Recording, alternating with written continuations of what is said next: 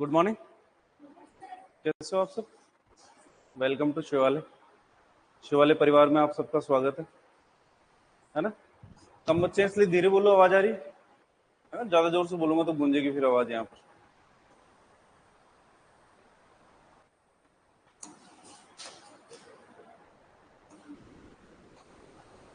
चलो, डिप्लोमा हो गया आप सबका? कब किया है आपने? पास आउट कब किया? अभी जस्ट किया ही आप? कौन सा कॉलेज रहा है आपका? कहाँ पे? मुकुंदगढ़। अच्छा। सारी अलवर में कहाँ से? रामगढ़ से। क्या नाम है आपका? आपका आपका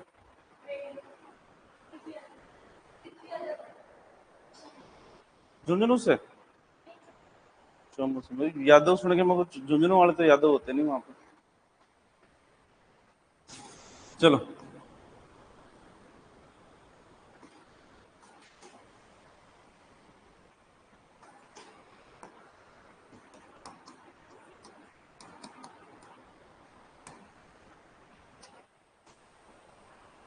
गुड मॉर्निंग लाइव वालों को भी। तारा सिंह जी, अनिल मात्रा जी। चलो, एनाटॉमी शुरू करेंगे अपन। एलएसए के बारे में पता ही है, आपने जस्ट अभी रिसेंट पास करके आए हो तो आपको पता ही कितने सब्जेक्ट पढ़ने हैं अपने को। 10 सब्जेक्ट पढ़ने हैं टोटल। अगर एग्जाम की अगर बात करते हैं अपन तो एग्जाम के अंदर अपने 120 क्वेश्चन आते हैं। 120 क्वेश्चन के अंदर से डिफ्रेंशिएट किया जाए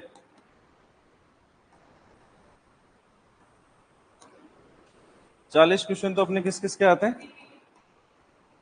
हिस्ट्री, ज्योग्राफी और कल्चर से। करंट आपकी आती नहीं है ना, इसलिए हमारे को उसकी जरूरत भी नहीं पड़ती। अगर बात करते हैं बाकी क्वेश्चंस की तो 80 क्वेश्चन बचते हैं जो हमारे आते हैं सब्जेक्ट के अंदर से। सब्जेक्ट हमारे टोटल कितने हैं? 10 सब्जेक्ट हैं। तो प्रत्येक सब्जेक्ट से अगर देखा जाए तो कितने क्वेश्चन आने? 8 क्वेश्चन आने। अभी तक जितने भी पेपर हुए हैं आपके, चाहे वो 2016 वाला पेपर रहा हो, चाहे वो 2018 वाला, चाहे 2022 वाला पेपर हो, है ना, तीनों ही एग्जाम्स के अंदर जो पेपर आए हैं उनके अंदर क्वेश्चन करीब करीब फिक्स्ड है। एनाटॉमी और फिजियोलॉजी दो ऐसे सब्जेक्ट हैं जो एक दूसरे के प्रॉपर पैरेलल चलते हैं। यानी कि जो एनाटॉमी के अंदर हम पढ़ेंगे यहाँ पर, उसी की फिजियोलॉजी यानी कि वो काम कैसे करते हैं वो उसके बारे में आपको बताएंगे अपन फिजियोलॉजी के अंदर, है ना। तो सब्जेक्ट वाइज देखा जाए तो अभी तक जितने पेपर हुए हैं उनके अंदर ऐसा नहीं हुआ है कि क्वेश्चंस आपस में मिक्स हुए हों, है ना। जब क्वेश्चन देने की बारी आई है तो बोर्ड ने यही कहा है कि जितने 8 क्वेश्चन एनाटॉमी के हैं वो 8 क्वेश्चन ही डाले हैं, उसके बाद में जेनेटिक्स के डाल दिए, उसके बाद में सर्जरी, मेडिसिन, गायनी ऐसे डाले। ऐसा नहीं हुआ कि एक क्वेश्चन एनाटॉमी का आ गया, फिर जेनेटिक्स का आ गया, फिर गायनी का आ गया। तो अपने को करीब करीब पता लग जाता है कि हाँ कौन सा सेक्शन चल रहा है, किससे रिलेटेड है, तो हमारे लिए थोड़ा आइडेंटिफिकेशन आसान हो जाता है। सब्जेक्टों की अगर बात करते हैं तो एनाटॉमी आपका सबसे बड़ा सब्जेक्ट है। एनाटॉमी के अलावा मेडिसिन और एलपीएम, लाइव स्टॉक प्रोडक्शन और मैनेजमेंट, ये तीन हमारे सबसे बड़े सब्जेक्ट चलते हैं। बड़े सब्जेक्ट होने का मतलब ये नहीं है कि इसमें से क्वेश्चन ज्यादा आते हैं। क्वेश्चन तो कितने ही आने, 8 ही आना है सबके पास में। तो इम्पोर्टेंस सारे सब्जेक्ट की हमारे पास में बराबर है और कोई सा भी सब्जेक्ट ऐसा नहीं है जिसको अपन छोड़ सकते हैं। लास्ट टाइम की कट ऑफ्स की अगर बात करते हैं अपने, आपको पता ही है कि कम से कम आपको 100 प्लस क्वेश्चन सही करने पड़ेंगे अगर आपको सिलेक्शन चाहिए। मिनिमम है 100 प्लस, जिसमें तो नेगेटिव मार्किंग है नहीं।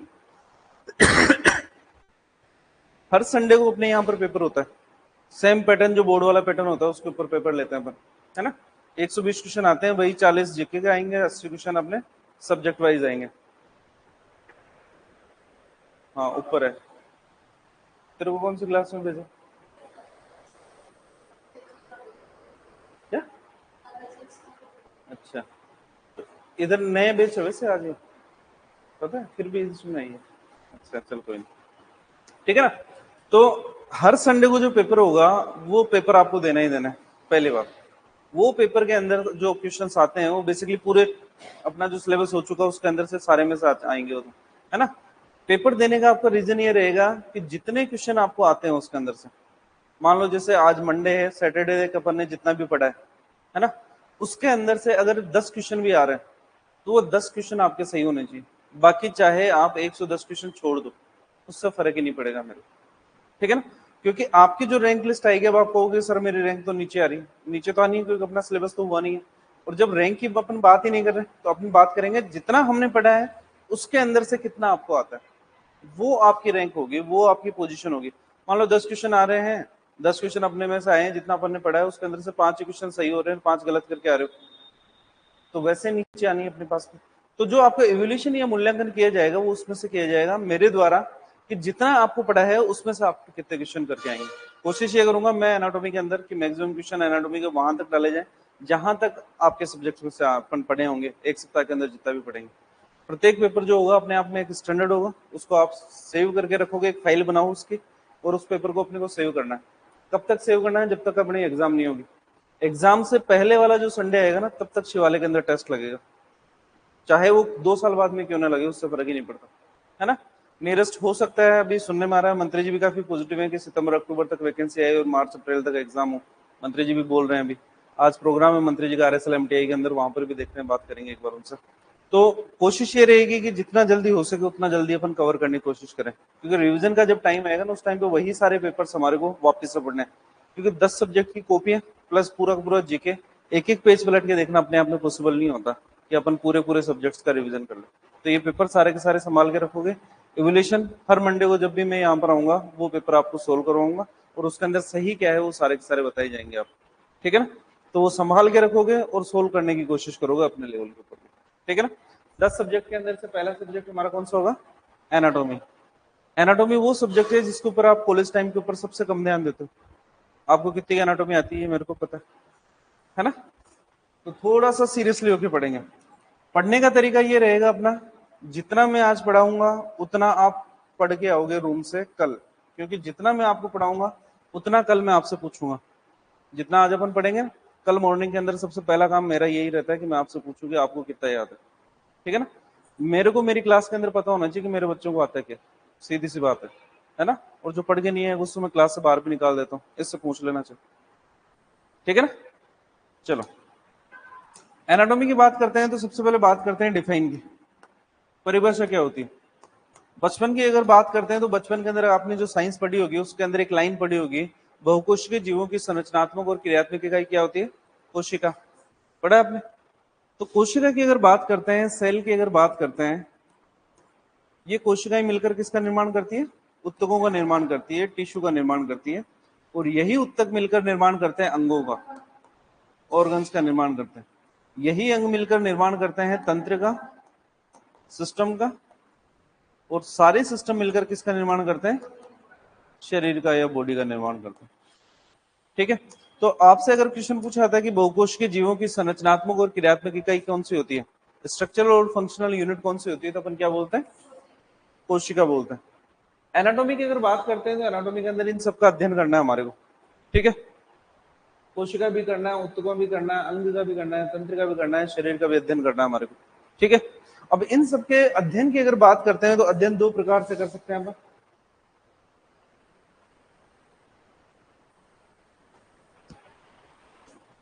अध्ययन की अगर बात करते हैं तो एनाटॉमी पढ़ने का जो सबसे अच्छा तरीका होता है वो हमारे पास में होता है डिसेक्शन करना, यानी कोई एनिमल जो मरा हुआ है या तो उसका पोस्टमार्टम करें या अपन डिसेक्शन करें उसका।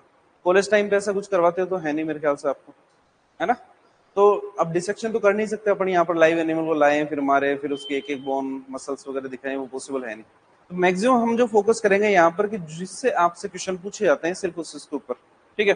डिसेक्शन या पोस्टमार्टम की अगर बात करते हैं तो इनमें से कौन कौन सी चीजें हैं जो आप अपनी आंखों से देख सकते हो?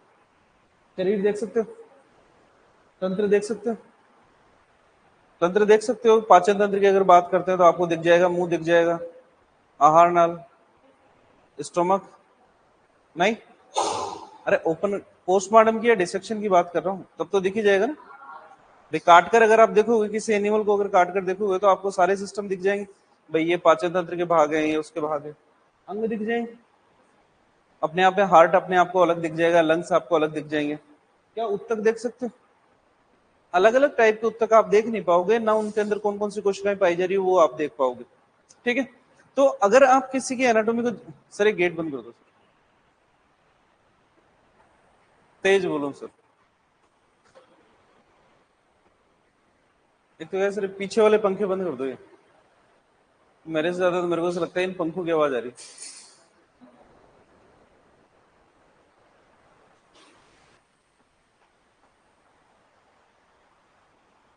तारा सिंह जी को राम राम, कुशवाहा जी को गुड मॉर्निंग।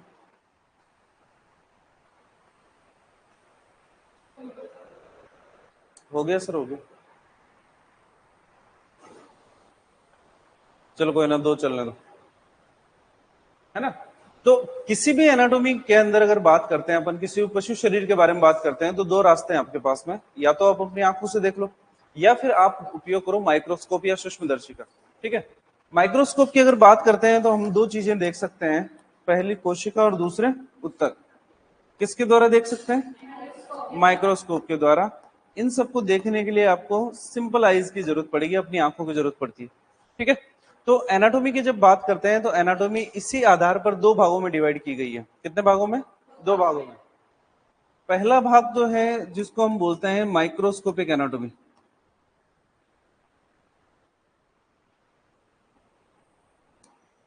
इसको बोलते हैं सूक्ष्म एनाटॉमी। और दूसरे नंबर पे जो होती है उसको बोलते हैं ग्रोस एनाटॉमी।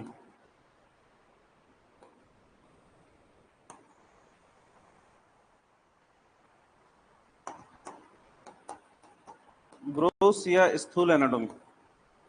आपके लिए हिंदी और इंग्लिश दोनों वर्ड काम में लूंगा मैं यहाँ पर, ध्यान रखना। सब्जेक्ट कोई सा भी हो, टर्मिनोलॉजी हमेशा आपसे अंग्रेजी में ही पूछी जाएगी। आपका जो पेपर होता है ना, बोर्ड का पेपर होता है, उसके ऊपर एक लाइन लिखी हुई आती है कि हिंदी और इंग्लिश के अंदर से अगर कहीं पे दिक्कत होती है आपको, तो इंग्लिश वर्जन आपका सही माना जाएगा। तो माइक्रोस्कोपिक एनाटॉमी को अगर वो हिंदी के अंदर माइक्रोस्कोपिक लिख देता है, सूक्ष्म नहीं लिखता है, तो उसके अंदर आप ऑब्जेक्शन नहीं कर सकते, है ना।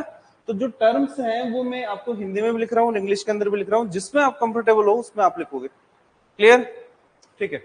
माइक्रोस्कोपिक एनाटॉमी की अगर बात करते हैं तो माइक्रोस्कोप के एनाटॉमी के अंदर अध्ययन किसके द्वारा किया जाता है? सूक्ष्मदर्शी के द्वारा। अब सूक्ष्मदर्शी के द्वारा आप दो चीजें देख सकते हो, पहली चीज तो है कोशिका, और दूसरी चीज क्या है? उत्तक है। इसको बोलते हैं सेल, इसको बोलते हैं टिश्यू। दोनों की अगर बात करते हैं तो कोई आपसे ये नहीं पूछता कि माइक्रोस्कोपिक एनाटॉमी के अंदर किसका अध्ययन करते हैं। कोई नहीं पूछेगा आपसे, बोर्ड के अंदर नहीं पूछेंगे। बुक्स में क्वेश्चन दे रखा है, माइक्रोस्कोपिक एनाटॉमी के अंतर्गत निम्न में से किसका अध्ययन किया जाता है? कोशिका, उत्तक, उपरोक्त दोनों, उपरोक्त में से कोई नहीं। आंसर क्या दोगे? उपरोक्त दोनों। लेकिन बोर्ड आपसे पूछता है कोशिका का अध्ययन आपको क्या कहलाता है, और उत्तकों का अध्ययन आपको क्या कहलाता है? हिस्टोलॉजी। ये आपसे बोर्ड पूछता है कि कोशिका का अध्ययन कहलाता है साइटोलॉजी, और उत्तकों का अध्ययन कहलाता है हिस्टोलॉजी। अब फिर से वही बात जो मैं अभी कह रहा था, टर्मिनोलॉजी के ऊपर बात करते हैं। कोशिका का अध्ययन साइटोलॉजी को अपन कोशिका विज्ञान भी बोलते हैं हिंदी के अंदर, और उत्तकों का अध्ययन हिस्टोलॉजी को अपन औतिकी भी बोलते हैं हिंदी के अंदर। दोनों को बोलते हैं। लेकिन बोर्ड कभी भी आपको ये नहीं, क्या क्वेश्चन पूछेगा ऐसा कि कोशिका विज्ञान के अंतर्गत किसका अध्ययन किया जाता है? बोर्ड पूछेगा ऐसा? नहीं पूछेगा। क्यों? क्योंकि उसको पता है कोशिका विज्ञान लिखते तो हर किसी को पता लग जाएगा भाई कोशिका का अध्ययन करेंगे। तो वो आपसे पूछता है टर्मिनोलॉजी के बारे में कि साइटोलॉजी के अंतर्गत निम्न में से किसका अध्ययन करते हैं? कोशिका का। हिस्टोलॉजी के अंतर्गत निम्न में से किसका अध्ययन करते हैं? उत्तकों का अध्ययन करते हैं अपन। ठीक है ना। तो ये दोनों चीजें हमारे लिए इंपॉर्टेंट है। कौन कौन सी ब्रांचेस होती है इसके बारे में एक क्वेश्चन पूछा ही पूछा जाता है। 2016 का अगर आपने पेपर देखा हो तो उन्होंने पूछा था कि जोड़ों के अध्ययन को निम्न में से क्या कहते हैं, है ना। ऑप्शन के अंदर आर्थोलॉजी भी दे रखा था, सिंडेस्मोलॉजी भी दे रखा था। आर्थोलॉजी पहले सही माना गया, फिर सिंडेस्मोलॉजी को सही माना, फिर क्वेश्चन डिलीट कर दिया बोर्ड ने। तो ऐसे मैटर भी हो जाते हैं। तो एग्जैक्ट आंसर हमारे को पता होना चाहिए कि एग्जैक्ट आंसर बेसिकली क्या है। तो डिफाइन करने की जब बात आती है एनाटॉमी को, तो अपन डिफाइन करते हैं कि विज्ञान की वह शाखा जिसके अंतर्गत विभिन्न पालतू पशुओं का, ध्यान रखना, अपन जो एनाटॉमी पढ़ेंगे वो पालतू पशुओं की भी पढ़ेंगे, है ना, जिनको अपन पालते हैं। पालतू पशुओं की अगर बात करते हैं, एक मिनट,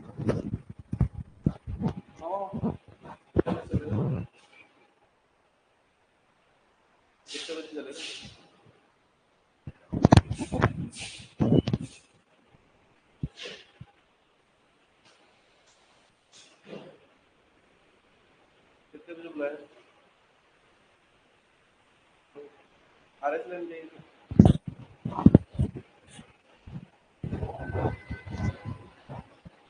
11 बजे तक बुलाया, 11 बजे।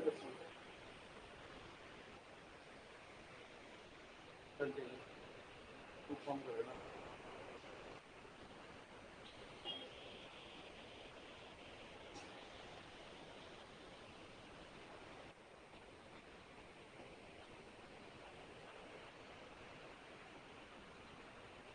चल कोई ना, मैं बात करूँगा।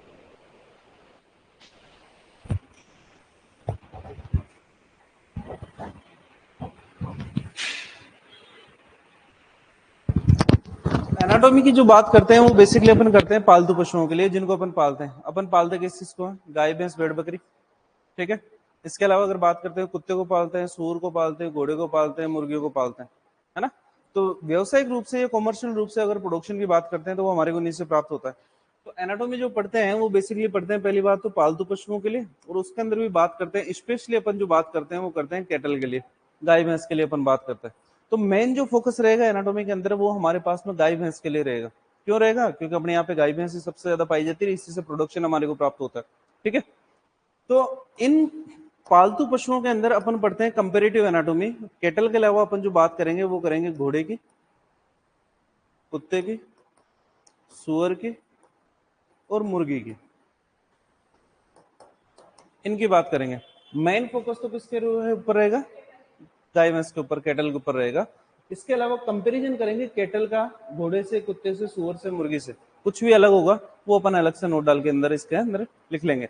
तो जब डिफाइन करने की बात आती है तो अपन डिफाइन करते हैं कि विज्ञान की वह शाखा जिसके अंतर्गत विभिन्न पालतू पशुओं के उत्तक और अंग, उत्तकों के अंदर कोशिका भी आ गई है और अंगों के अंदर तंत्र और पूरे पूरे शरीर आ गया का अध्ययन का दो चीजें। एक तो आपको पढ़नी है इसकी संरचना कैसी होती है और इसके कौन कौन से रूप पाए जाते हैं, इसका अध्ययन ही क्या कहलाता है?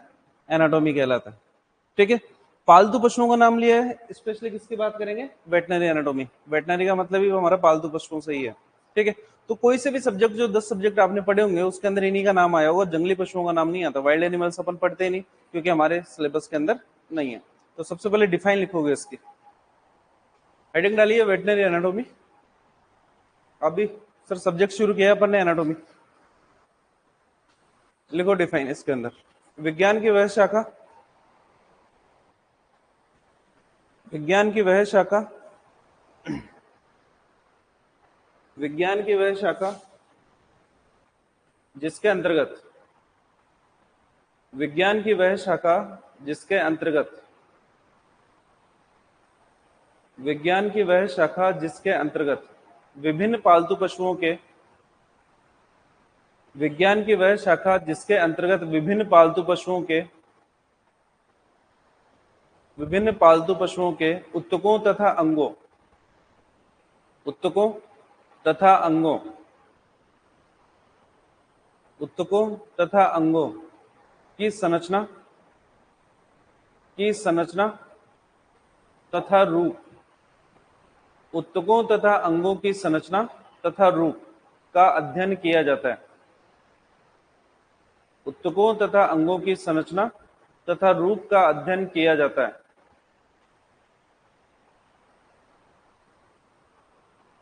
उत्तकों तथा अंगों की संरचना तथा रूप का अध्ययन किया जाता है, वेटनरी एनाटॉमी कहलाती, वेटनरी एनाटॉमी कहलाती है।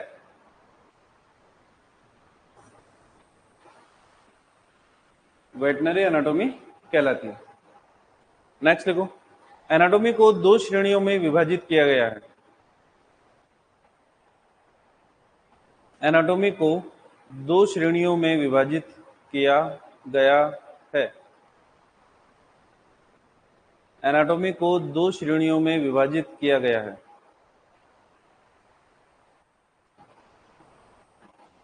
दो श्रेणियों में विभाजित किया गया। देखो इधर दो श्रेणियों की अगर बात करते हैं तो पहली श्रेणी तो कौन सी है? माइक्रोस्कोपिक एनाटॉमी, और दूसरी ग्रोस एनाटॉमी। माइक्रोस्कोपिक एनाटॉमी की अगर बात करते हैं तो अध्ययन किसके द्वारा करेंगे? और ग्रोस एनाटॉमी की अगर बात करते हैं तो इसके अंदर उपयोग करते हैं अपन नग्न आंखों का। किसी भी उपकरण का उपयोग नहीं करेंगे, सिर्फ आंखों के द्वारा ही अपन देख पाएंगे इसके अंदर की कौन कौन सी ब्रांचेज इसके अंदर। माइक्रोस्कोप के द्वारा दो चीजें देख सकते हैं, एक तो है कोशिका और दूसरे हैं उत्तक, ठीक है। कोशिका के अध्ययन को क्या बोलते हैं और उत्तकों के अध्ययन को फिजियोलॉजी, ठीक है। ये हमारा लेवल है। बोर्ड पूछेगा आपसे कोशिका का अध्ययन निम्न में से क्या कहलाता है, या फिर साइटोलॉजी के अंतर्गत निम्न में से किसका अध्ययन करते हैं। दोनों तरीके से क्वेश्चन पूछा जाएगा हमारे से, बुक्स के अंदर क्वेश्चन दे रखा है, उत्तक शब्द किसने दिया और हिस्टोलॉजी शब्द किसने दिया? उत्तक शब्द दिया है बाइकॉट ने और हिस्टोलॉजी शब्द दिया है मेयर ने अपन ने। तो अपन बोलते हैं ना उत्तक, बेसिकली वो तो हिंदी जानता था नहीं, उसने कौन सा वर्ड दिया? टिश्यू। और उसने कौन सा वर्ड दिया? हिस्टोलॉजी शब्द। ठीक है, बुक्स में क्वेश्चन दे रखा है, आपसे कोई नहीं पूछेगा ये वाला, आपका लेवल नहीं है ये वाला कि वो आपसे यहाँ पर पूछे साइंटिस्ट का नाम पूछे। साइंटिस्ट का नाम पूरी एनाटॉमी के अंदर से पूछा जाता है जब हम पढ़ेंगे साइटोलॉजी। कोशिका की खोज किसने करी, केंद्र की खोज किसने करी, जीवित कोशिका की खोज किसने करी, आधुनिक कोशिका विज्ञान का जनक कौन है, वहां से क्वेश्चन पूछे जाते हैं हमारे से। बाकी और कहीं एनाटॉमी के अंदर से साइंटिस्ट का नाम नहीं पूछा जाता। नाम पूछने के लिए पूरी पूरी हिस्ट्री पड़ी है हमारे पास में, वहां से पूछ लेंगे किसने किसको मारा, कौन सा युद्ध कब हुआ, वो सारे का चीजें वहां पर होगी। यहाँ पर कुछ नहीं, सिंपल सा। ग्रोस एनाटॉमी की अगर बात करते हैं तो नग्न आंखों से आप क्या क्या देख सकते हो? देखने के अंदर हम अगर बात करते हैं, सबसे पहले आप देख सकते हो अस्थि या बोन, कोई भी हड्डी है आप अपनी आंखों से देख सकते हो। ठीक है, अलग अलग प्रकार की जो मांसपेशियां पाई जाती है वो मांसपेशियों को भी आप देख सकते हो। मांसपेशियों को अपन क्या बोलते हैं? मसल्स बोल सकते हैं। कौन कौन से लिगामेंट, लिगामेंट का मतलब होता है स्नायु, पाए जाते हैं उनको आप देख सकते हो। कौन कौन से जोड़ हैं, जॉइंट्स हैं, उनको आप देख सकते हो। कौन कौन सी उपास्थि है, कार्टिलेज, उसको आप देख सकते हो। इसके अलावा अगर बात करते हैं तो आंतरिक अंगों को आप देख सकते हो जो शरीर के अंदर की तरफ पाए जाते हैं, इनको हम बोलते हैं विसरल ऑर्गन्स। आंतरिक अंगों की अगर बात करते हैं, इसके अलावा आप ज्ञानेंद्रियां देख सकते हो, सेंस ऑर्गन। इसके अलावा अगर बात करते हैं तंत्रिका तंत्र, ब्रेन वगैरह आप देख सकते हो। इसके अलावा रक्त परिसंचरण तंत्र,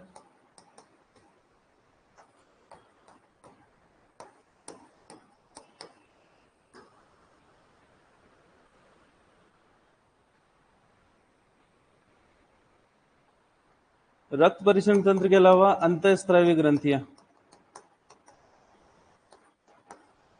इनको भी अपन देख सकते हैं। ठीक है, अब हमारे से क्वेश्चन पूछा जाता है, सिंपल सिंपल से क्वेश्चन है, अस्थियों का अध्ययन क्या कहलाता है, मसल्स का अध्ययन क्या कहलाता है, स्नायु का अध्ययन, जोड़ों का अध्ययन, उपास्थि का अध्ययन क्या कहलाता है? सिंपल सिंपल से क्वेश्चन। फॉर एग्जाम्पल अगर यहाँ पर बात करते हैं, अस्थियों का अध्ययन को अपन बोलते हैं ओस्टियोलॉजी। क्या बोलते हैं? ओस्टियोलॉजी। दूसरे नंबर पे आते हैं मांसपेशियां, मांसपेशियों का अध्ययन कहलाता है मायोलॉजी। क्या कहलाता है? तीसरे नंबर पे बात करते हैं लिगामेंट, लिगामेंट के अध्ययन को हम बोलते हैं डेस्मोलॉजी। क्या बोलते हैं?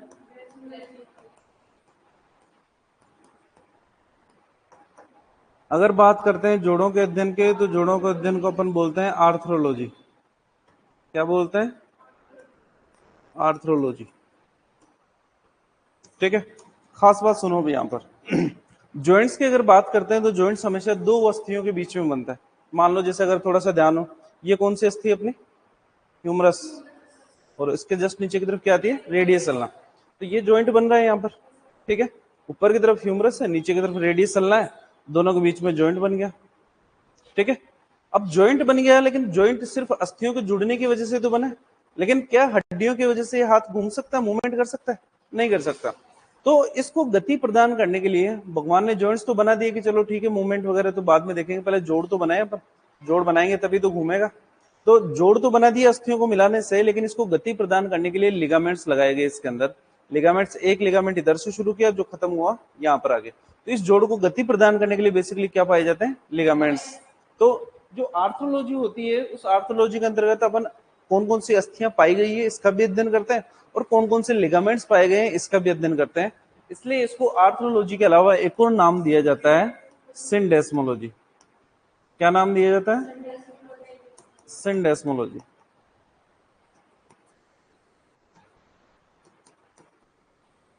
सिंडेस्मोलॉजी। अब 2016 के अंदर जो क्वेश्चन पूछा गया उसकी समस्या क्या थी? उसकी समस्या ये थी कि बोर्ड ने पूछा जोड़ों का अध्ययन क्या कहलाता है। एक ऑप्शन के अंदर आर्थोलॉजी दे रखा था, एक ऑप्शन के अंदर सिंडेस्मोलॉजी दे रखा था, एक ऑप्शन के अंदर ऑस्ट्रोलॉजी, एक के अंदर मायोलॉजी दे रखा था उन्होंने, है ना। तो बोर्ड ने पहले किसको सही माना? आर्थोलॉजी को। फिर आपसे ऑब्जेक्शंस मांगे गए कि बताओ आपको किसी क्वेश्चन के ऊपर ऑब्जेक्शन है क्या? फिर आपने कहा कि सर सिंडेस्मोलॉजी आंसर है इसका। बोर्ड ने फिर सिंडेस्मोलॉजी आंसर माना, तो सिंडेस्मोलॉजी आंसर मानते हैं आर्थोलॉजी वाले गलत हो गए, अब आर्थोलॉजी वालों ने ऑब्जेक्शन कर दिया। तो फिर उन्होंने बोर्ड ने सोचा कि जब दोनों ही ऑप्शन सही है तो इस क्वेश्चन को ही हटा दो, तो बोर्ड ने क्वेश्चन ही डिलीट कर दिया। अगर आपको ऐसी कंडीशन दोबारा देखने को मिले, यानी कि जहां पर आपको दोनों ऑप्शन सही मिलते हैं, तो अपने को चूज करना होता है मोर करेक्ट आंसर। ज्यादा करेक्ट आंसर कौन सा है? आर्थोलॉजी है, ये ज्यादा क्वेश्चन है। तो कभी भी आपके सामने दोनों में से एक चूज करना हो, बोर्ड आपसे क्या पूछता है, इंस्ट्रक्शंस जो दिए जाते हैं ना उसके अंदर ऐसा लिखा रहता है, आपको सही आंसर चूज नहीं करना, आपको चूज करना मोर करेक्ट आंसर, ज्यादा सही आंसर कौन सा है ना, वो चूज करना है। तो आर्थोलॉजी और सिंडेस्मोलॉजी के अंदर से ज्यादा सही कौन सा है? आर्थोलॉजी ज्यादा सही है। तो कोई भी अगर आपसे पूछे कि जोड़ों का अध्ययन क्या कहलाता है, आपका पहला आंसर होना चाहिए आर्थोलॉजी। अगर आर्थोलॉजी ऑप्शन के अंदर नहीं मिले आपको, तो ही आप क्या करोगे? सिंडेस्मोलॉजी करोगे। क्लियर है आपको? ठीक है। कार्टिलेज की अगर बात करते हैं तो कार्टिलेज का अध्ययन बेसिकली कहलाता है कॉन्ड्रोलॉजी।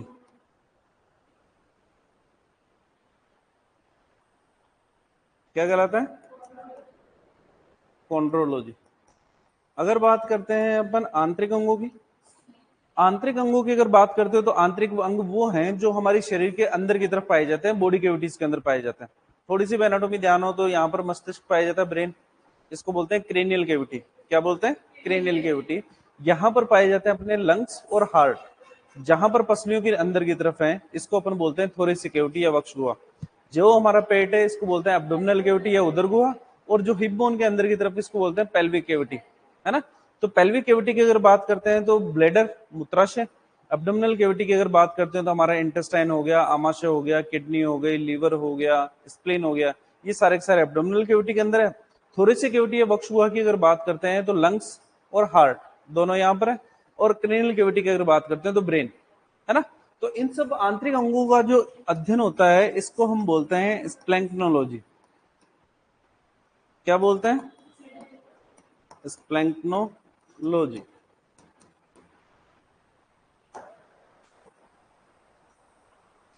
अगर बात करते हैं ज्ञानेंद्रियों की, ज्ञानेंद्रिय या सेंस ऑर्गन से मतलब हमारा उन ऑर्गन से हैं जिससे आपको बाह्य वातावरण का ज्ञान होता है।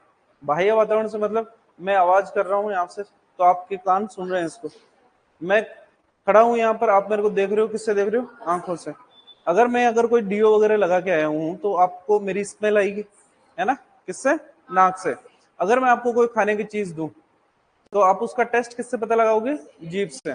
और अगर मैं आपको टच करता हूं तो आपका टच का पता किससे लगेगा? स्किन से। तो ये सारी की सारी चीजें, जो 5 चीजें हमारे पास में, चाहे वो आंख हो, चाहे वो हमारे कान हो, चाहे वो नाक हो, चाहे जीभ हो, चाहे स्किन हो, ये हमारे सेंस ऑर्गन होते हैं, ये हमको बाह्य वातावरण का ज्ञान करवाते हैं। अगर ये काम नहीं करेगी तो आपको बाह्य वातावरण के बारे में कुछ भी पता नहीं लगेगा। इनको अपन बोलते हैं सेंस ऑर्गन या ज्ञानेंद्रिय, और इनका अध्ययन कहलाता है एस्थीशियोलॉजी। क्या कहलाता है?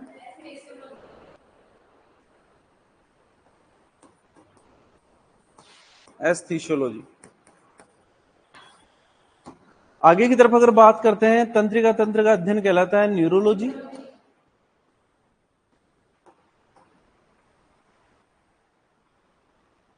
रक्त परिवहन तंत्र का अध्ययन कहलाता है एंजियोलॉजी।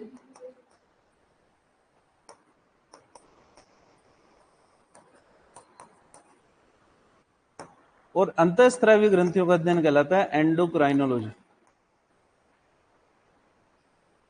क्या कहलाता है? एंडोक्राइनोलॉजी। एंडोक्राइनोलॉजी बोलते क्यों है? क्योंकि अंतःस्रावी ग्रंथियों को अंग्रेजी के अंदर अपन एंडोक्राइन ग्लैंड्स कहते हैं। ठीक है। शुरुआत के जो लिखे हैं अपन ने, फॉर एग्जाम्पल अगर बात करें, चाहे अस्थि हो, चाहे मांसपेशी हो, चाहे स्नायु, चाहे जॉइंट, चाहे उपास्थि, आंतरिक अंग और ज्ञानेंद्रिय, ये 7 शुरुआत वाले। इसके अलावा 2 हमारे पास में ये है कोशिका और उत्तक। टोटल 9 हो गए हमारे पास में। ये 9 हमारे लिए बहुत ज्यादा इंपॉर्टेंट है, यानी कि अगर क्वेश्चन पूछा जाएगा तो वो इनके अंदर से ही पूछा जाएगा। ठीक है। क्वेश्चन पूछने का सिंपल सा तरीका रहेगा आपके पास में, या तो पूछा जाएगा, 4 ऑप्शन दिए जाएंगे, ऑस्ट्रोलॉजी, मायोलॉजी, डेस्मोलॉजी और आर्थोलॉजी, और पूछा जाएगा लिगामेंट का अध्ययन निम्न में से क्या कहलाता है? क्या आंसर दोगे? डेस्मोलॉजी। क्या कहलाएगा, डेस्मोलॉजी। या फिर आपसे क्वेश्चन पूछा जाएगा कॉन्ड्रोलॉजी के अंतर्गत निम्न में से किसका अध्ययन करते हैं, उपास्थि, जोड़, लिगामेंट, मांसपेशी। क्या आंसर दोगे, उपास्थि का अध्ययन करते। दो ही तरीके से क्वेश्चन पूछे जाएंगे, इसके अलावा आपसे क्वेश्चन पूछा ही नहीं जाएगा। और 99% जो हमारे एनाटॉमी के 8 क्वेश्चन आएंगे उसके अंदर से एक क्वेश्चन इसके अंदर से जरूर आता है। 99% इसके अंदर। बुक्स के अंदर ये सारे के सारे क्वेश्चन दे रखे हैं आपके, आप कोई सी भी बुक अगर रेफर करते हो उन बुक्स के अंदर आपको ये सारे के सारे क्वेश्चन दे रखे हैं। तो जो जो बुक्स में दे रखे हैं वो सारे मैंने लिखवा दिए हैं आपको, है ना। तो हमारे को बुक्स से मतलब नहीं कि बुक्स में क्या क्या पूछा जाता है, हमारे को मतलब है एग्जाम के अंदर क्या क्या पूछा जाता है। लेकिन कई बार मेंटलिटी ऐसी होती है ना कि बुक, आप किसको ज्यादा सही मानते हो, आपकी जो मेंटलिटी है उसके अंदर मैं ज्यादा सही नहीं हूँ, बुक वाला ज्यादा सही है ना। तो बुक के अंदर जैसे क्वेश्चन सही सोल्व कर रहे हो आप, 15 क्वेश्चन सोल्व करे किए आपने, 15 के अंदर से मान लो 4 क्वेश्चन मैंने पढ़ाए नहीं, तो आपको ऐसा लगेगा सर ने ये भी नहीं पढ़ाया, ये भी नहीं पढ़ाया, ये भी नहीं पढ़ाया, ये भी नहीं पढ़ाया। तो वो पहले से मैं बढ़ा देता हूँ तुम्हारे को कि भाई हाँ बुक्स में ये दे रखा है, एग्जाम में तुम्हारे ये आएगा। तो हमारे को एग्जाम से ज्यादा मतलब है, ना कि बुक से ज्यादा मतलब हमारे को। क्लियर है, ठीक है। तो अगर एनाटॉमी की बात करते हैं तो एनाटॉमी को दो श्रेणियों में विभाजित किया गया है। सबसे पहले है माइक्रोस्कोपिक एनाटॉमी, दूसरे नंबर पे ग्रोस एनाटॉमी। माइक्रोस्कोपिक एनाटॉमी के अंदर सूक्ष्मदर्शी या माइक्रोस्कोप की सहायता से अध्ययन करते हैं। माइक्रोस्कोप के द्वारा दो चीजें देख सकते हो, कोशिका और उत्तक। कोशिका का अध्ययन क्या कहलाता है, और उत्तकों का अध्ययन, हिस्टोलॉजी शब्द किसने दिया, मेयर ने, और उत्तक शब्द किसने दिया, बायकाट ने। ग्रोस एनाटॉमी की अगर बात करते हैं तो नग्न आंखों से अध्ययन करते हैं अपन, और नग्न आंखों से किस किस का अध्ययन कर सकते हैं, अस्थि का। अस्थियों का अध्ययन क्या कहलाता है, जोर से बोलेंगे, मांसपेशी का अध्ययन। अगर बात करते हैं लिगामेंट्स की तो लड़के भी बोल सकते हैं, ऐसा कुछ नहीं है ना, अपने आप को ऐसे अधूरा मत समझो। तो जोड़ों का अध्ययन क्या कहलाता है, उपास्थि का अध्ययन, कॉन्ड्रोलॉजी। आंतरिक अंगों का अध्ययन, स्प्लेग्नोलॉजी। ज्ञानेंद्रियों का अध्ययन, एस्थीसियोलॉजी। तंत्रिका तंत्र का अध्ययन, रक्त परिसंचरण तंत्र का अध्ययन। और ज्ञानेंद्रियों का अध्ययन, ज्ञानेंद्रियों का अध्ययन, ज्ञानेंद्रियों का अध्ययन, जरूरी थोड़ी लाइन से ही बोलूं मैं, है ना। अंतःस्रावी ग्रंथियों का अध्ययन क्या कहलाता है, एंडोक्राइनोलॉजी। एंजियोलॉजी की अगर बात करते हैं, यहाँ पर रक्त परिसंचरण तंत्र की अगर बात करते हैं तो एंजियोलॉजी के अंदर सारी चीजें आ जाती है।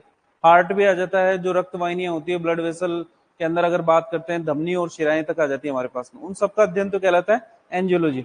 लेकिन अगर सिर्फ आप हार्ट की अगर बात करते हैं, हृदय की अगर बात करते हैं, हृदय की अगर बात करते हैं तो इसको बोलते हैं कार्डियोलॉजी। क्या बोलते हैं, कार्डियोलॉजी।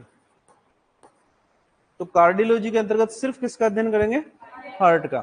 लेकिन अगर एंजियोलॉजी की अगर बात करते हैं तो पूरा पूरा रक्त परिसंचरण तंत्र, कहाँ से शुरू होते हैं, कौन कौन से वाल्व पाए जाते हैं, फिर कौन सी शिरा कहाँ से निकलती है, कौन से ऑर्गन के अंदर जा रही है, वहां से कौन सी वेन निकलेगी जो वापस आएगी हार्ट के अंदर, वो सारी चीजें अध्ययन करेंगे अपन। तो एंजियोलॉजी अपने कोर्स के अंदर है। अगर बात करते हैं तंत्रों की, तो तंत्रों के अंदर हमारे पास में पाचन तंत्र है, श्वसन तंत्र है, रक्त परिसंचरण, उत्सर्जन तंत्र। इसके अलावा अपन बात करते हैं त्वचा, स्किन वाला पोर्शन, डर्मेटोलॉजी हमारे कोर्स के अंदर है। और नर और मादा जनन तंत्र ये अपने कोर्स के अंदर है। तो नर और मादा जनन तंत्र तो कॉमन है हमारे, क्योंकि वो अपने को गायनी के अंदर भी पढ़ने है ना। गायनी के अंदर गायनिकोलॉजी और एंड्रोलॉजी हमारे सिलेबस के अंदर है, तो वो वहां पर भी पढ़ेंगे अपन। तो एनाटॉमी भी मैं ही पढ़ाऊंगा और गायनी भी मैं ही पढ़ाऊंगा आपको। तो एनाटॉमी जब पढ़ाऊंगा तो मैं सिस्टम अपने को एनाटॉमी की बातें सारी मैं यहाँ पर कर दूंगा। फिर अगर बात करेंगे गायनी के अंदर, तो गायनी के अंदर जो सिस्टम से आगे वाला पोर्शन है वहीं से शुरू करेंगे अपन। एक बार रिवीजन करवा देंगे भाई, सिस्टम के अंदर उस टाइम भी ये पढ़ा था। क्लियर है आपको, ठीक है। लिखने का तरीका सिंपल सा रहेगा, दो ऑप्शन है, या तो मैं आपको लाइन टू लाइन लिखाऊं, है ना, और या फिर आप ऐसे कैसे उतारो, है ना। कुछ चीजें हैं जो लाइन टू लाइन लिखने की है, वो लिखो पहले। लास्ट लाइन जो लिखी अपन ने वो लिखी थी, एनाटॉमी को दो श्रेणियों में विभाजित किया गया। लिखो सबसे पहले माइक्रोस्कोपिक एनाटॉमी। सबसे पहले लिखोगे माइक्रोस्कोपिक एनाटॉमी या सूक्ष्म एनाटॉमी। माइक्रोस्कोपिक एनाटॉमी या सूक्ष्म एनाटॉमी, माइक्रोस्कोपिक एनाटॉमी या सूक्ष्म एनाटॉमी लिखो। इसके अंतर्गत इसके अंतर्गत इसके अंतर्गत सूक्ष्मदर्शी की सहायता से, इसके अंतर्गत सूक्ष्मदर्शी की सहायता से, इसके अंतर्गत सूक्ष्मदर्शी की सहायता से कोशिका तथा उत्तकों का अध्ययन किया जाता है। इसके अंतर्गत सूक्ष्मदर्शी की सहायता से कोशिका तथा उत्तकों का अध्ययन किया जाता है। कोशिका तथा उत्तकों का अध्ययन किया जाता है। कोशिका तथा उत्तकों का अध्ययन किया जाता है। नोट डाल के लिखो, यहाँ नोट डाल के लिखो। लिखो, कोशिका का अध्ययन साइटोलॉजी। कोशिका का अध्ययन साइटोलॉजी। कोशिका का अध्ययन बराबर लिखो साइटोलॉजी। आप ये हिंदी वाला नहीं लिखोगे, कोशिका विज्ञान और उत्तकी भौतिकी, है ना, ये नहीं लिखने हमारे को। हम टर्म के ऊपर चलेंगे कि टर्मिनोलॉजी के अंदर उस वर्ड के लिए कौन सा वर्ड काम में ले रहे हैं अपन। कोशिका का अध्ययन साइटोलॉजी। नीचे लिखो उत्तकों का अध्ययन, उत्तकों का अध्ययन हिस्टोलॉजी। लाइव वालों को भी आ रहा है भाई समझ में? उत्तकों का अध्ययन लिखो हिस्टोलॉजी। हिस्टोलॉजी, उत्तकों का अध्ययन क्या कहलाएगा? हिस्टोलॉजी। उत्तक शब्द के नीचे लिखोगे बाइकाट और हिस्टोलॉजी शब्द के नीचे लिखोगे मेयर। यानी कि अगर पूछे आपसे कि उत्तक शब्द किसने दिया था, तो बाइकाट ने, और हिस्टोलॉजी शब्द की अगर बात करते हैं तो वो किसने दिया? मेयर ने। ठीक है ना, बुक्स में दे रखा है इसलिए लिखवा दिया मैंने आपको, बाकी कोई नहीं पूछेगा, बोर्ड एग्जाम में नहीं पूछा जाएगा कभी भी आपसे। ठीक है, ये सारी की सारी बातें कौन सी एनाटॉमी की है? माइक्रोस्कोपिक एनाटॉमी की। दूसरे नंबर पे कौन सी आती है? Gross anatomy. लिखो,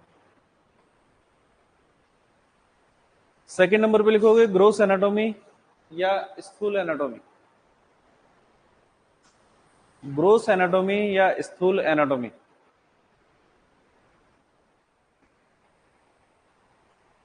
ग्रॉस एनाटॉमी या स्थूल एनाटॉमी लिखो इसके अंदर। इसके अंतर्गत, इसके अंतर्गत, इसके अंतर्गत नग्न आंखों से, इसके अंतर्गत नग्न आंखों से, इसके अंतर्गत नग्न आंखों से निम्न का अध्ययन किया जाता है। इसके अंतर्गत नग्न आंखों से निम्न का अध्ययन किया जाता है। इसके अंतर्गत नग्न आंखों से निम्न का अध्ययन किया जाता है। किसका अध्ययन करेंगे? निम्न। अब निम्न के अंदर कौन कौन सी चीजें आती है? ये सारी चीजें आती है ना। अब या तो मैं एक एक वर्ड लिखूं कि अस्थियों का अध्ययन हिस्टोलॉजी, इसका अध्ययन ये, या फिर डायरेक्ट अपने को समझ में आ जाएगा। ऐसे कैसे उतारो ऐसे। लाइव वालों के लिए जो चीज समझ में नहीं आती उसके लिए आप मैसेज कर सकते हो, आपका मैसेज देखता हूं मैं।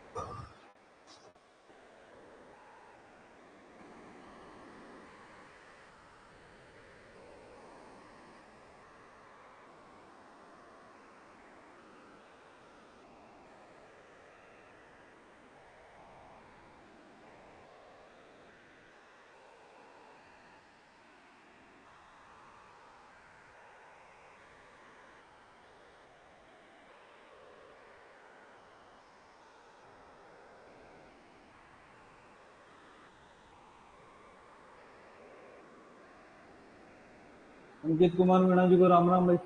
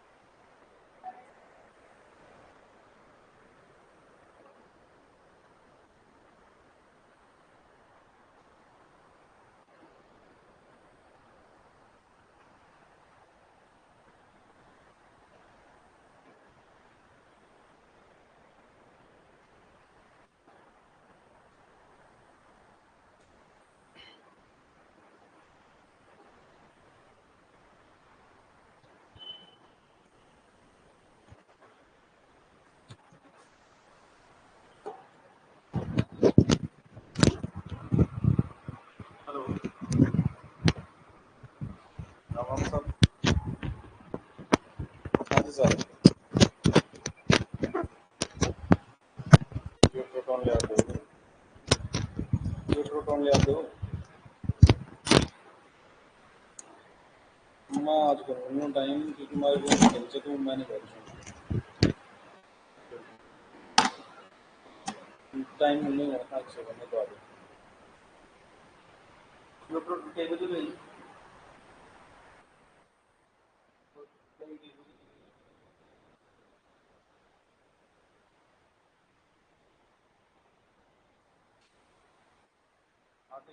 हमारे नाम भी लेते हैं एक क्लास को बाद में एक क्लास को 1 घंटा बाद में हाँ इतना फिर कोई मिला एक बार दवा जरूर ट्राई करो नहीं ट्राई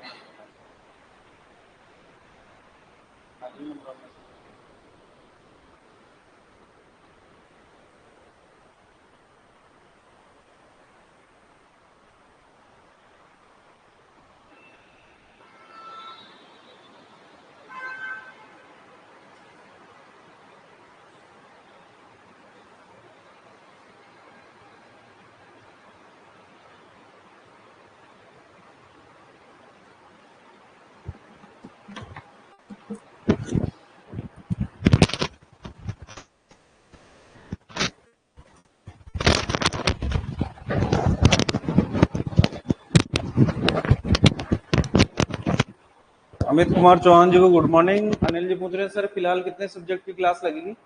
अभी आपकी 3 घंटे क्लास रहेगी, है ना, जिसके अंदर एक तो सब्जेक्ट की क्लास होगी अपनी, इसके अलावा एक ज्योग्राफी की और एक हिस्ट्री की, है ना। 3 घंटे की क्लास रहेगी। जो वीकेंड्स रहते हैं अपने, उस टाइम पे डॉक्टर हर्ष सोजदार की जेनेटिक्स की और फिजियोलॉजी की क्लासेस रहेगी आपकी। तो जब भी आएंगे वो आपको पहले शेड्यूल आपको बता दिया जाएगा। तो रेगुलर शेड्यूल के अंदर ही रहेगा, बेसिकली 7 से 10 बजे तक आपकी क्लासेस हैं, एक सब्जेक्ट की, एक ज्योग्राफी की, एक कल्चर की क्लासेस, ठीक है ना।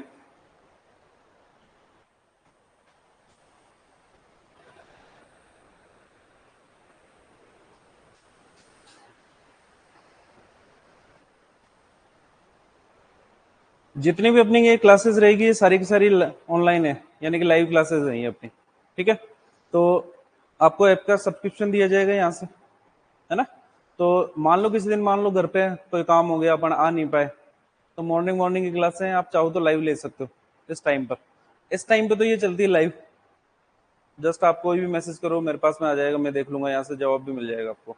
लेकिन मान लो लाइव भी नहीं देख पाए, तो फिर ये ऐप का ही एक सेक्शन आता है जिसके अंदर कंटेंट आता है, कंटेंट लिखा हुआ मिलेगा आपको।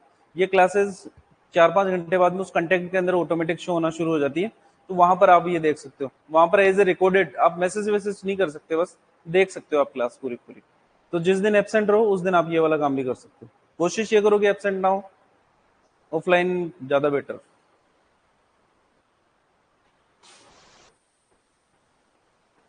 ये वाला लिख लिया, हार्ट का अध्ययन कार्डियोलॉजी।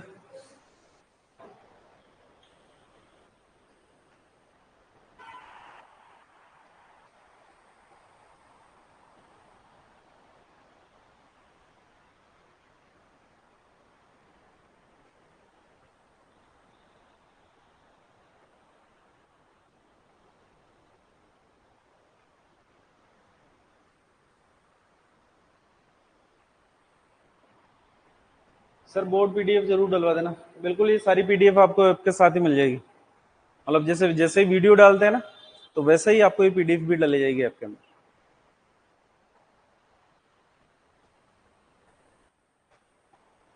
लिख लिया सबने? तो एनाटॉमी की बातें करते हैं। तो एनाटॉमी के अंदर सबसे पहले डिफाइन लिखा है अपन ने, हमने कहा उत्तकों और अंगों की संरचना और रूप का अध्ययन एनाटॉमी कहलाता है।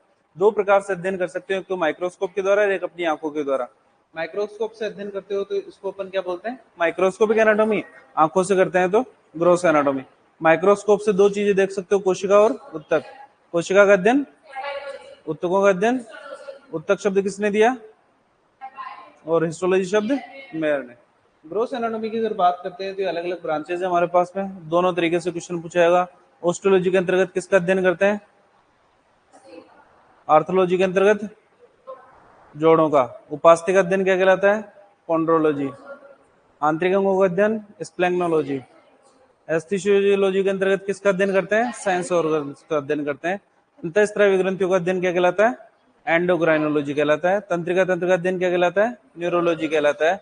रक्त परिचलन तंत्र का अध्ययन एंजियोलॉजी कहलाएगा। तो सारी की सारी टर्म्स आपको याद होनी चाहिए। अगर आपको ये सारी टर्म्स याद है, 10 टर्म तो हमारे पास में ये है, और इसके अलावा 2 हमारे पास में साइटोलॉजी हिस्टोलॉजी, टोटल 12 टर्म्स हमारे पास में। अगर ये 12 टर्म याद है तो वो 120 के अंदर से जो 80 क्वेश्चन आएंगे ना अपने सब्जेक्ट वाले, उस 80 के अंदर से एक क्वेश्चन इसके अंदर से जरूर आएगा। 99% आपका एक क्वेश्चन आएगा ही आएगा, याद रखोगे ऐसे कैसे। दिक्कत यहाँ तक किसी को नहीं।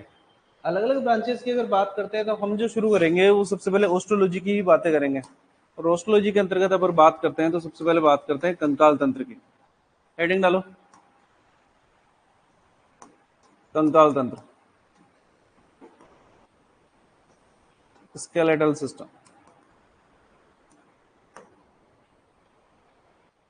हेडिंग डालो, कंकाल तंत्र या स्केलेटल सिस्टम।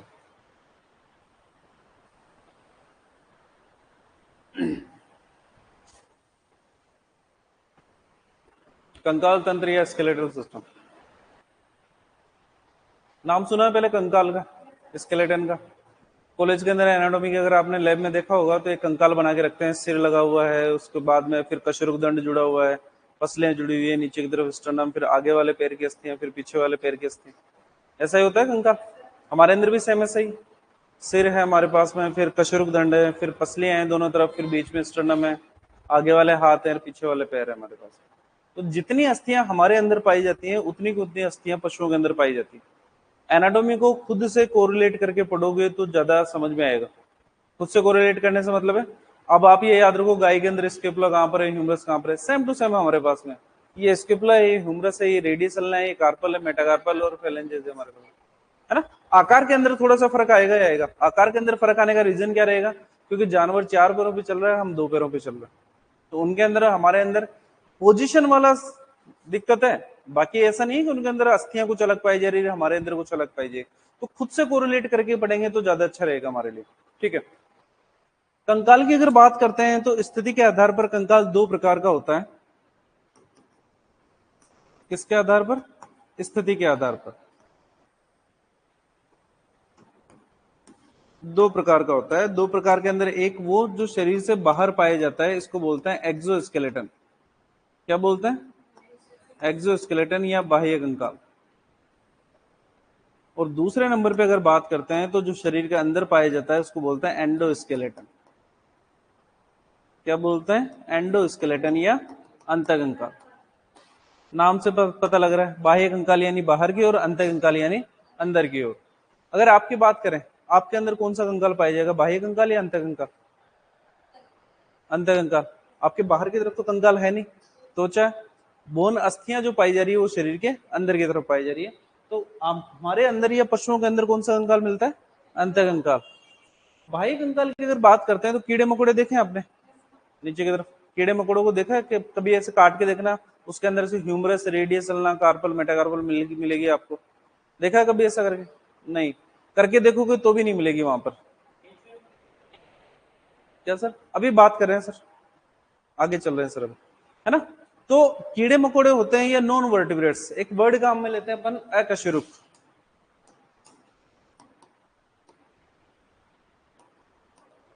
नॉन वर्टिब्रेट्स, अकशेरुक जीवों की अगर बात करते हैं तो जिनके अंदर कशेरुक दंड नहीं पाया जाता, है ना, उन सबके अंदर आपको कौन सा कंकाल मिलता है? बाह्य कंकाल मिलता है। चाहे वो केंचुआ हो, चाहे कीड़े मकोड़े हो, इन सबके अंदर कौन सा कंकाल मिलेगा? बाह्य कंकाल मिलेगा। तो कीड़े मकोड़ों के अंदर आपने देखा होगा बाहर की तरफ काला काला जो आवरण रहता है ना, वो सब कुछ वही है उनके अंदर। अंदर की तरफ आप काट के देखोगे तो ना तो आपको बोन मिलेगी, ना कुछ ही नहीं मिलेगा उनके अंदर। तो वो बेसिकली क्या है? बाह्य कंकाल है। और हमारे अंदर और पशुओं के अंदर पाया जा रहा है वो क्या है? अंतकंकाल है। तो अकशेरुक जीवों की अगर बात करते हैं तो इन अकशेरुक जीवों के अंदर शरीर के बाहर की ओर जो कंकाल पाया जाता है वो बना होता है काइटिन का। किसका बना होता है? और काइटिन है कार्बोहाइड्रेट, ध्यान रखना। काइटिन क्या है? कार्बोहाइड्रेट है, ठीक है। लेकिन हमारी बात करते हैं कशेरुक जीवों की अगर बात करते हैं,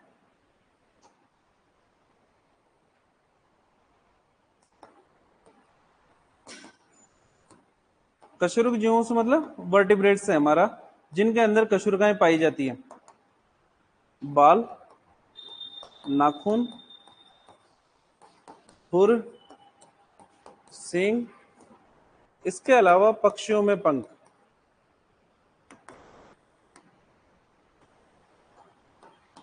ये बाह्य कंकाल के अवशेषी रूप हैं। कौन से रूप हैं? अवशेषी रूप हैं, और ये बने होते हैं केराटिन के। किसके बने होते हैं? और केराटिन अपने आप में क्या है? प्रोटीन है। काइटिन तो क्या है? कार्बोहाइड्रेट। और केराटिन क्या है? प्रोटीन। न्यूट्रिशन के अंदर पढ़ेंगे अपन कार्बोहाइड्रेट, फैट, प्रोटीन, है ना। पशु पोषण के अंदर बात करेंगे अपन। एक लाइन आएगी, वहां पर कहेंगे प्रकृति में पाए जाने वाला सर्वाधिक कार्बोहाइड्रेट होता है सेलुलोज। प्रकृति के अंदर सबसे ज्यादा पाया जाता है सेलुलोज। अगर आपने नाम सुना हो तो पहले बचपन के अंदर जंतु कोशिका और पादप कोशिका नाम सुना होगा, और दोनों के अंदर डिफरेंशिएशन या फर्क की अगर बात करते हैं, जंतु कोशिका के अंदर कोशिका झिल्ली पाई जाती है, जबकि पादप कोशिका के अंदर कोशिका भित्ति पाई जाती है, सेल वॉल। और जो कोशिका भित्ति पाई जाती है वो किसकी बनी होती है? सेलुलोज की बनी होती है। तो जितने भी पेड़ पौधे हैं हमारे पास में इस प्रकृति के अंदर, उन सब पेड़ पौधों के अंदर जो कोशिकाएं पाई जाती है, उनके अंदर कोशिका भित्ति पाई जाती है। कोशिका भित्ति किससे बनी होती है? सेलुलोज की बनी होती है। तो देख लो प्रकृति के अंदर कितने ज्यादा पेड़ पौधे हैं, हमारे से तो ज्यादा ही है अभी भी, कम से कम। तो प्रकृति के अंदर पाए जाने वाला सबसे ज्यादा कार्बोहाइड्रेट कौन सा होता है? सेलुलोज। फिर नीचे एक लाइन और लिखते हैं, प्रकृति के अंदर सेलुलोज के बाद में पाए जाने वाला सबसे ज्यादा कार्बोहाइड्रेट वो कौन सा होता है? काइटिन। तो पेड़ पौधों के बाद में सबसे ज्यादा जो वैरायटी मिलती है वो आपको कीड़े मकोड़ों की मिलती है, और वो कीड़ों मकोड़ों के अंदर बाह्य कंकाल किसका बना होता है? काइटिन का बना होता है। तो अगर आपसे पूछा जाए कि बेसिकली बाह्य कंकाल किन के अंदर पाया जाता है, तो किसके अंदर मिलेगा? अकशेरुक जीवों के अंदर। किसका बना होता है? काइटिन का बना होता है। लेकिन कशेरुक जीवों की अगर बात करते हैं, हमारी बात करते हैं, पशुओं की बात करते हैं, तो हमारे अंदर बाल है, हमारे ये नाखून है, जानवरों के अंदर खुर है, सींग है, पक्षियों के अंदर पंख है। ये बाह्य कंकाल के अवशेषी रूप हैं, है ना। और किसके बने होते हैं? केराटिन के बने होते हैं। क्लियर है? ध्यान रखना, केराटिन प्रोटीन है और काइटिन क्या है? कार्बोहाइड्रेट है। ठीक है। अब हम पढ़ना है, हमारे को जानवरों के बारे में पढ़ना है, और जानवर किसके अंदर आते हैं? कशेरुक जीवों के अंदर। और कशेरुक जीवों के अंदर क्या पाया जाता है? अंतःकंकाल। डिटेल में बात किसके बारे में करेंगे?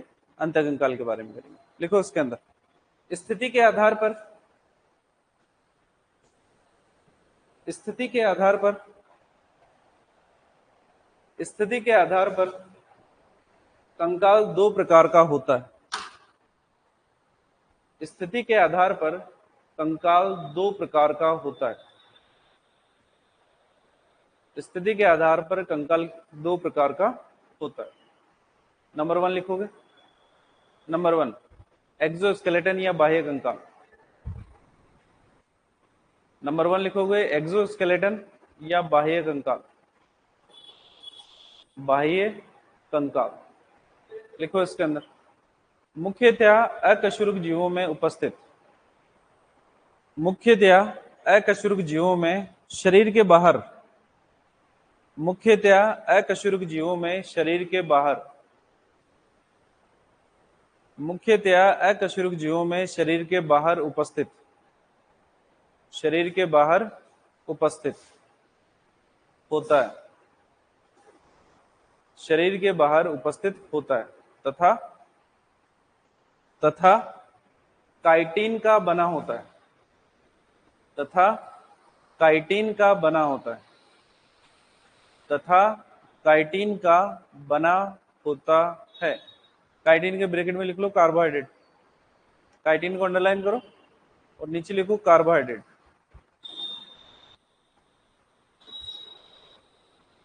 दिक्कत है यहां तक?